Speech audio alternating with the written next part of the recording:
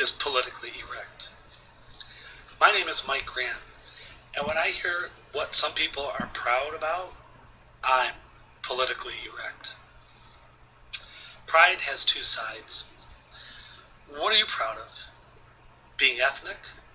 Being fat? Being from a certain hood? Being a redneck? Being the winner in a street fight I started? Being the parent of a bully? Being Bible brainwashed? Can I tell all of you something? The rest of us are ashamed of you. As long as you claim respect for something that robs people of it, you will be a scumbag. Did I diss you?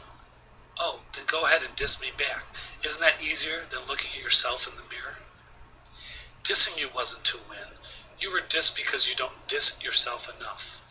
But no, not you. Everything's an excuse. It's not your fault the way you are. Bullshit. You are at fault for the way you are exactly because you sell and propagandize something civilization tries to squash every generation. Ignorance. And that goes for my Jews too. We aren't the chosen people.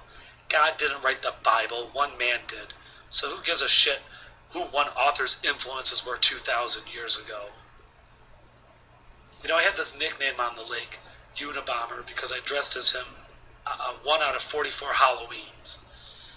And I didn't like it, so I had it changed to Tuna Bomber, because that way no feelings were hurt except for my dates. See, there's no pride in being a killer. I was satirizing him. It's kind of like what people do when they dress up as nuns and preachers. Pregnant ones. So, what does being in a drug cartel say about you? Is this a prideful job? Does it say, look how smart I am to make a fortune while following the same rules everyone else has to?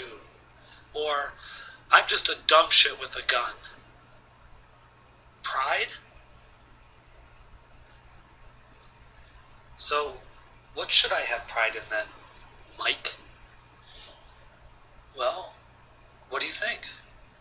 It's like Kindergarten 101 for the dumbbells again. What should you have pride in? Let me put it this way.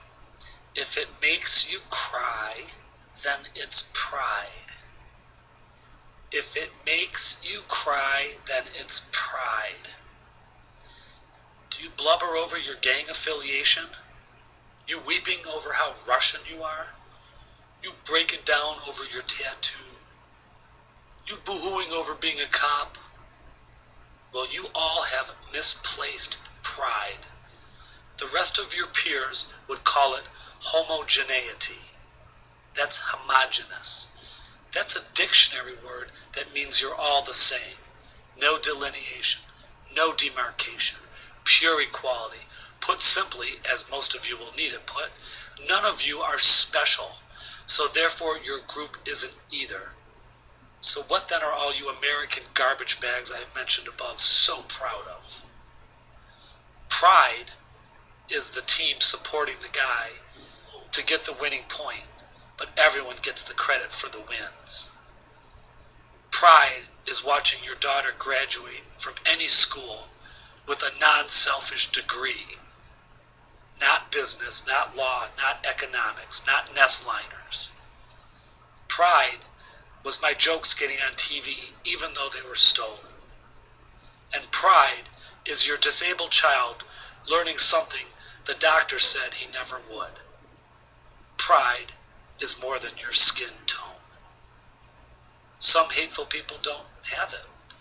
It juxtapositions them against the very definition of pride. So go F yourself, Ford guy pissing on a Chevy guy and Chevy guy pissing on a Ford guy. Calvin and Hobbes hasn't been funny since the 1930s. And go F yourself too, religious lady who has scripture painted all over a car she drives in public. And suck my ass, Mexican gangsters, with Jalisco and Michoacana window stickers. No American dummies know where that is anyways, but I do, and I would avoid it, because opposite of pride is shame. And speaking of shame, what do the following cities all have in common? Farmington Hills, Bloomfield Hills, Beverly Hills, Allen Park, Novi, Romulus, Kego Harbor, Dearborn, Ypsilanti, Warren, Royal Oak, West Bloomfield, Birmingham, Ferndale, Brownstown, Hazel Park, East Lansing, and Detroit. These are the worst police forces in southeast Michigan. And anybody that lives in that city is not only not proud of them, but probably fears them. And isn't that what law's motto is? To fear and enrage? This is Mike Grant for Artichoke Down, copyright MMXI. This is Politically Erect. Tape, $2. Muzzle, $6.